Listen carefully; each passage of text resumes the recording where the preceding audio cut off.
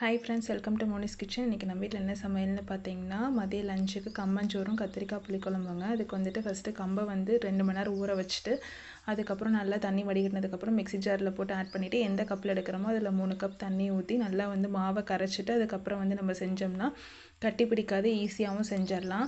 Beginners கூட ஈஸியாக செஞ்சிடலாங்க. இதுக்கு குழம்பு கத்திரிக்காய் புளிக்குழம்பு வச்சுட்டா நல்லாயிருக்கும். ஸோ அதனால் கத்திரிக்காய் புளிக்குழம்பு மோர் சிலுப்பி வச்சாச்சுங்க. மதியம் லஞ்சுக்கு கத்திரிக்காய் புளிக்குழம்பு, கம்மஞ்சோறு, தயிர் தவி வச்சுருக்கேன். மார்னிங் பிரேக்ஃபாஸ்ட்டுக்கும் சாதமே வச்சாச்சுங்க. இன்றைக்கி சாதம் வச்சுட்டு கத்திரிக்காய் புளிக்குழம்பு, ரசம், தயிர் எல்லாமே இருக்குது. ஸோ சாப்பிட்டுப்பாங்க.